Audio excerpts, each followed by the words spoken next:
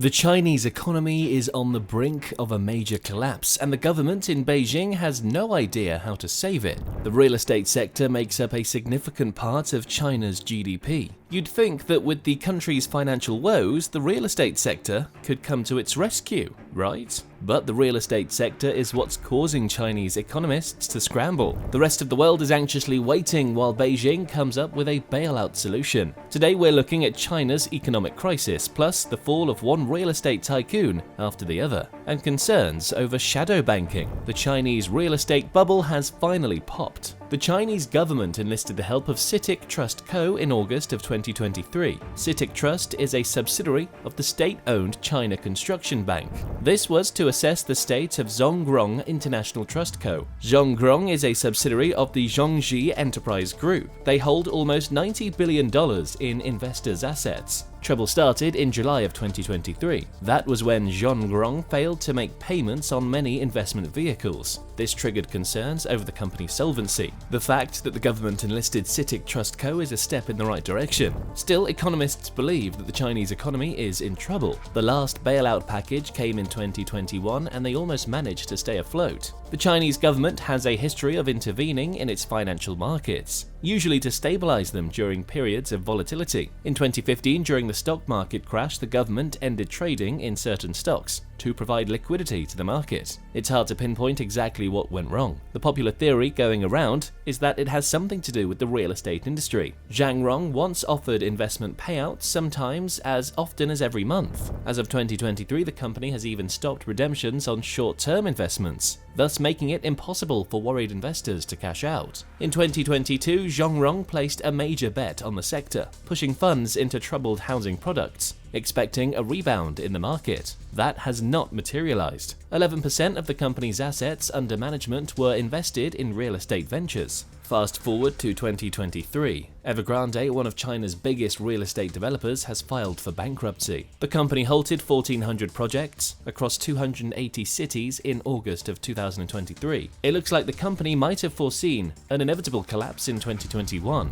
That was when they fell behind on their bond repayments for the first time. This caused a riptide effect. Evergrande defaulted on its loans. This triggered builders and companies that relied on their projects to scramble. It got so out of control. Evergrande owed more money than any other developer in the entire world. That's $300 billion. 40% of China's real estate developers started to file for bankruptcy between 2021 and 2023. Several companies depended on Evergrande's 1,400 projects to meet their yearly goals. With the company defaulting, it triggered a domino effect. This found China's seemingly stable economy falling to the brink of collapse. Some economists, though, are not surprised. They claim that this was inevitable. China's government had been turning a blind eye to the shadow banking industry and relieving its burden for far too long. With the assets reaching historic proportions, the credit bubble has finally popped. Now Beijing is stepping in to take China's economy afloat. There are defaults on many asset classes, along with failures at banks and other financial institutions. They have raised new questions among depositors and investors, such as, will Beijing intervene more forcefully this time? Now, what is shadow banking? It's exactly what it sounds like: an under-the-table banking operation that does not follow state regulators. Companies and developers are able to secure massive loans in a short amount of time and bargain on their own terms and conditions. The biggest downside is that the state has no way to watch the inflow and outflow of cash. The credit cycle becomes so enormous that it's difficult to manage. Shadow banking might sound like it's an undercover operation, but it's far from it. Economists have been arguing that shadow banking has not only existed for many, many years, but that the government has ignored it. That's because it helps them maintain fiscal freedom. The tables are now turning on the Chinese government as the real estate collapse has caused investors to seek a way to recoup their money. By filing for Chapter 15 bankruptcy, Evergrande protected its assets from its creditors. Chapter 15 is eligible for non-US companies. China's real estate giants works as an international company that now owes companies all over the world money. They need a way to protect themselves from being sued. China's failing economy has led to deflation. Everyone believes that inflation is a bad thing and deflation is a strong indicator of an economy getting back up on its feet. In China's case, it's actually the opposite. In 2023, China's facing deflation, but not because the economy is stabilizing itself. It's because unemployment has increased to such an extent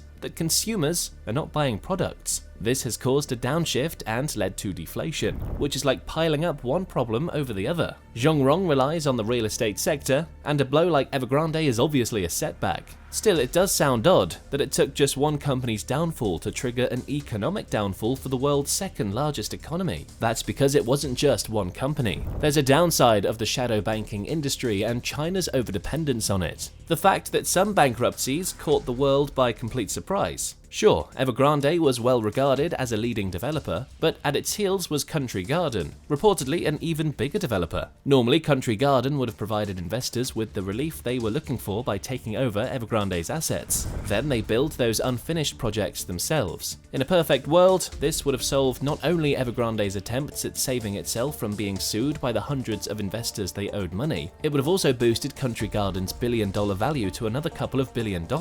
Only this isn't a perfect world.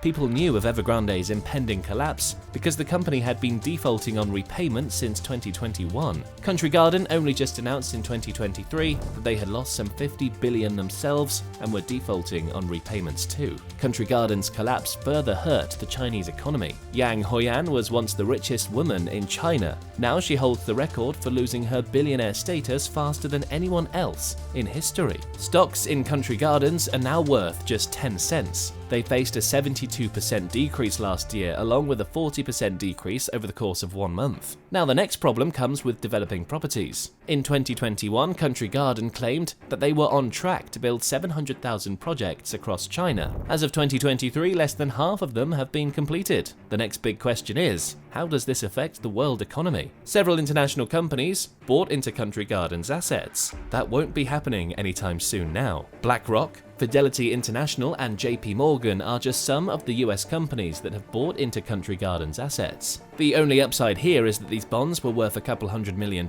compared to these companies' value being well in billions if not trillions. This means that even if Country Garden's bonds go to zero, it won't cause as much of a dent in their value as we'd expected. This is, for now at least, wishful thinking. What will happen to the shadow banking sector? Shadow banking is reportedly worth over $100 trillion, and that's not an official figure. To put this into perspective, the world economy is worth just a little under $300 trillion. Evergrande and Country Garden are unable to pay their upcoming dues. What would this mean for China's individual shadow banking sector? A sector that relies almost solely on real estate to keep its estimated 10 trillion business up and running. A collapse of the shadow banking sector could lead to financial instability. Financial institutions, trust companies, and wealth management products are in shadow banking activities. A collapse could mean defaults on loans and investments. This could ripple through the financial system. This affects both banks and non-banks financial institutions. A financial crisis caused by a shadow banking collapse could lead to an economic slowdown in China. Reduced lending and investment could impact businesses and consumers, which leads to decreased economic growth. All in all, this might lead to a downturn in property markets, impacting property developers and related industries. This is why Beijing is looking to secure a bailout before things get way out of hand. The most immediate effect of the economy going down was the fact that the stock market also went down by about 2%. This happened in the week that Evergrande announced bankruptcy. Recently, the US Federal Reserve's minutes stated that they would be tightening at their end in September 2023 to keep up with the rising inflation. This means that the price for everything worldwide would increase. The truth is that China has a way of influencing the world's economy. Everyone has a stake in the Asian nation, as they see China as one of the world's most progressive countries with a consistent economy.